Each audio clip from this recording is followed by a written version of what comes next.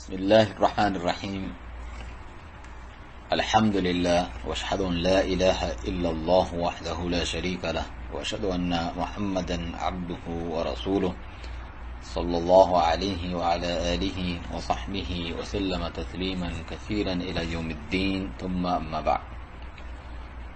جنتی دروازہ یا بہشتی دروازہ، جیسا کہ رمضان المبارک کا مہینہ چل رہا ہے جس میں اجر و ثواب بڑا چڑھا کر دیا جاتا ہے، شیاطین کو جکڑ دیا جاتا ہے، صیام و قیام کی صورت میں بخشش کے مواقع پائے جاتے ہیں، 1000 ماہ سے افضل شب قدر ہوتی ہیں، جنت کے دروازے کھول دیے جاتے ہیں اور جہنم کے دروازے بند کر دیے جاتے ہیں، مگر کس کے لیے؟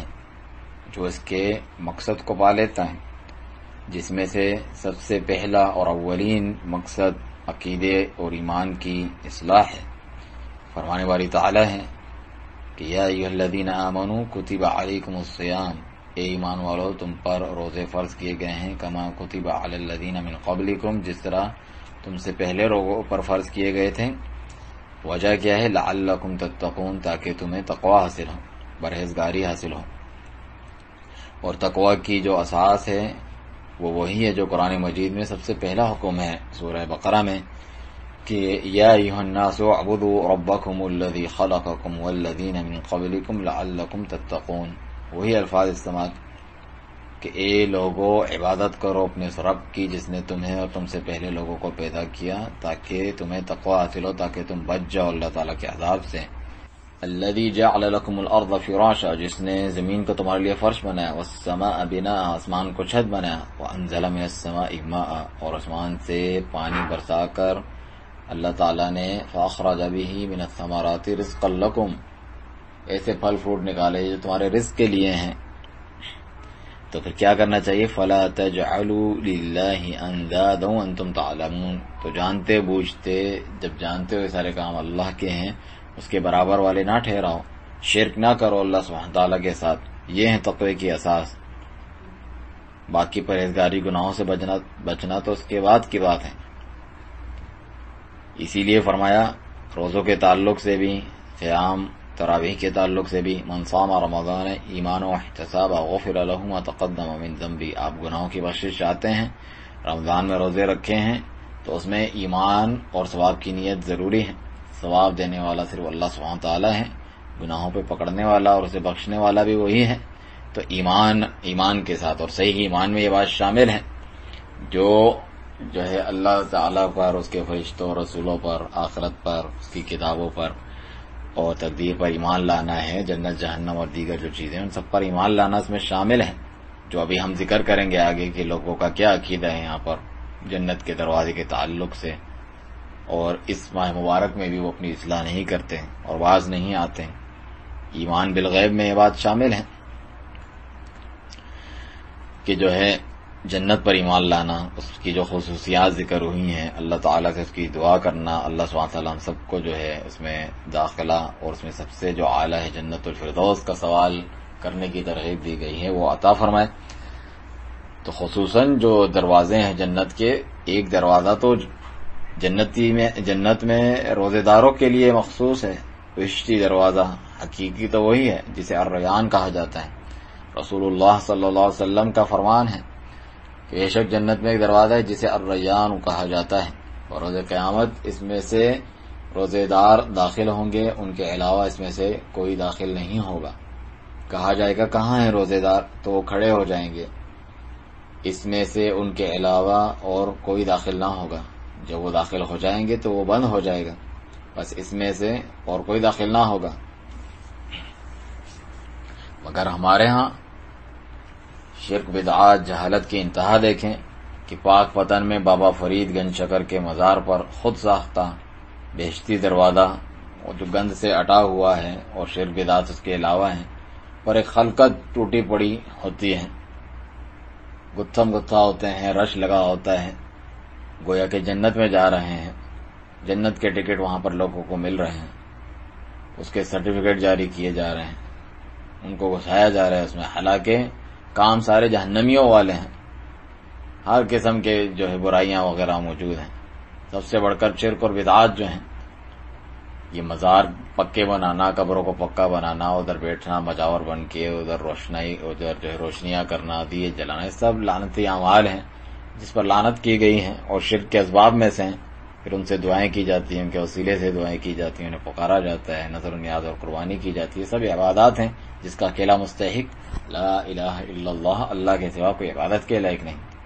رسول اللہ صلی اللہ علیہ وسلم نے اس پر خصوصی توجہ دی، یہاں تک کہ اپنے آخری مرض وفات میں بھی فرمایا، ایک جو ہے دعا کی اور ایک بددعا کی، بددعا کی لعنت اللہ علی الیہود والنصارى اتخذوا قبور انبیاء مساجد، اللہ تعالیٰ کی لعنت ہو یہود و نصارہ پر، انہوں نے اپنے انبیاء کرام کی قبروں کو مساجد بنا لیا، سجدہ گاہ بنا لیا، عبادت اللہ کی کرتے تھے، وہاں کوئی خصوصی برکت کا عقیدہ رکھتے ہوئے جو خود ان کی عبادت کرے تو اس سے بھی گئی گزری بات ہے۔ اور یہاں تو ہر ایرے غیرے کو بھی، چاہے حقیقی ہوں اس کے علاوہ ولی، ان کی قبروں پر یہ تمام چیزیں جاری اور ساری ہوتی ہیں۔ ان کو شرار الخلق عند اللہ کہا سب سے بدترین وہ لوگ ہیں جن پر قیامت قائم ہوگی، شرار الخلق، اور بتایا کہ وہ قبروں کو مساجد بنانے والے لوگ ہیں، اس طرح مزار اور درگاہ بنانے والے لوگ ہیں۔ اور جبکہ فرمانے والی تعالیٰ ہے وَأَنَّ الْمَسَاجِدَ لِلَّهِ فَلَا تَدْعُوا مَعَ اللَّهِ أَحَدًا، تمام مسجدیں تو اللہ کی ہیں، بس اللہ کے سوا کسی کو نہ پکارو وہاں پر۔ یا اللہ مدد ہے اور یا رسول اللہ یا علی مدد بھی ہے، پنجتن پاک کو بھی پکار رہے ہیں، غوث اعظم کو، عبد القادر جیلانی کو بھی، تمام شرکیات۔ اللہ سبحانہ تعالیٰ کا فرمان ہے کہ جب اللہ سبحانہ تعالیٰ دیتا ہے ایسے لوگوں کو، کچھ عطا کرتا ہے جیسے اولاد، تو اللہ کے شریک بنانے لگتے ہیں اس میں۔ فرمایا اَیُشْرِکُونَ مَا لَا يَخْلُقُ شَیْئًا وَهُمْ يُخْلَقُونَ، کیا ایسوں کو شریک کرتے ہیں جو کسی چیز کو پیدا نہیں کر سکتے بلکہ خود پیدا کیے گئے ہیں۔ وَلَا يَسْتَطِيعُونَ لَهُمْ نَصْرًا وَلَا أَنفُسَهُمْ يَنصُرُونَ، نہ وہ ان کی مدد کر سکتے ہیں نہ خود اپنی مدد کر سکتے ہیں۔ إِن تَدْعُوهُمْ إِلَى الْهُدَى لَا يَتَّبِعُوكُمْ، اگر تم انہیں ہدایت کی طرف بلاؤ گے، راہ کی طرف بلاؤ گے، تمہاری پیروی نہیں کریں گے، تمہارا کہا نہیں مان سکتے۔ سواء علیکم ادعوتموہم ام انتم صامتون، برابر ہیں تم انہیں بلاؤ یا تم خاموش رہو۔ ان الذین تدعون من دون اللہ عباد امثالکم، بے شک جنہیں تم اللہ کے سوا پکارتے ہو تمہارے ہی جیسے بندے ہیں، انسان ہیں۔ ان لوگوں کا رد ہے اس میں جو کہتے ہیں صرف بتوں کی عبادت ہوتی ہے، بندوں کو پکارتے تھے، مردوں کو، فوت شدگان کو، اولیاء صالحین انبیاء کو۔ فادعوہم فلیستجیبوا لکم ان کنتم صادقین، تو چلو پکارو انہیں، یہ تمہیں جواب دیں، تمہاری دعا قبول کریں اگر تم سچے ہو۔ الہم ارجل یمشون بہا، کیا ان کے ایسے پیر ہیں جس سے چل سکیں؟ ام لہم ایدی یبطشون بہا، کیا ان کے ایسے ہاتھ ہیں جس سے وہ پکڑ سکیں؟ ام لہم اعین یبصرون بہا، کیا ان کی ایسی آنکھیں جس سے وہ دیکھیں؟ ام لہم آذان یسمعون بہا، کیا ان کے ایسے کان ہیں جس سے وہ سنیں؟ قل ادعوا شرکاءکم ثم کیدونی فلا تنظرون، کہو اپنے شریکوں کو بلا لو سب کو اور میرے خلاف چال چلو، مجھے کوئی مہلت بھی نہ دو، میرا ولی تو اللہ ہے، میرا نگہبان رکھوالا۔ ان ولی اللہ الذی نزل الکتاب، جس نے کتاب نازل کی، وہو یتولی الصالحین، اور وہ صالحین کا نگہبان ہوتا ہے، ان کا دوست یار مددگار۔ ولی کون ہے؟ اللہ سبحانہ تعالیٰ ہے۔ والذین تدعون من دونه لا يستطيعون نصركم ولا انفسهم ينصرون، جنہیں تم اللہ کے سوا پکارتے ہو وہ نہ تمہاری مدد کر سکتے ہیں نہ اپنی مدد کر سکتے ہیں۔ ان تدعوهم الى الهدى، اگر تم انہیں ہدایت کی طرف بلاؤ، لا يسمعون، سن نہیں سکتے، بلاتے رہو، کہتے رہو۔ وتراهم ينظرون اليك وهم لا يبصرون، یہ اہم بات ہے، تمہیں یوں لگتا ہے تمہاری طرف دیکھ رہے ہیں حالانکہ وہ نہیں دیکھ رہے۔ یہ قبر و مزار والوں کو بھی لگتا ہے، بت والوں کو گویا کہ وہ سن رہے ہیں، دیکھ رہے ہیں ان کے، حالانکہ ایسا نہیں ہے۔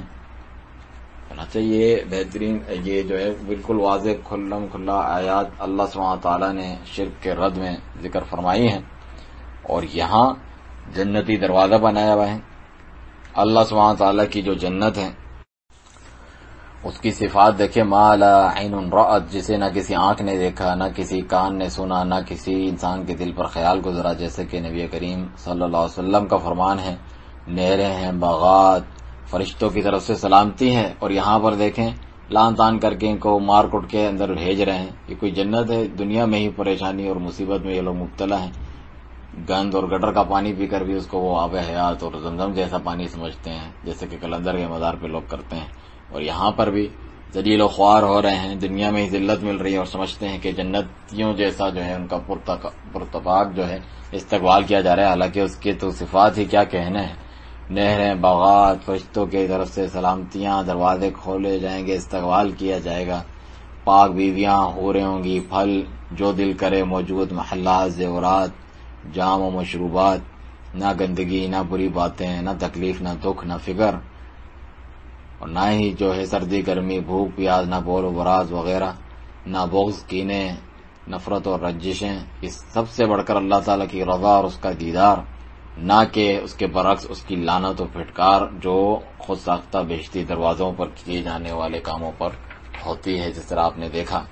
تفصیل کے لیے آپ سنیں کہ جنت کی صفات کے تعلق سے ہمارے جو ہے دوست استاد زبیر عباسی حفظ اللہ نے جو بیان جو ہے ان کا بیان، اس کا لنک ڈسکرپشن میں ہم دے دیتے ہیں.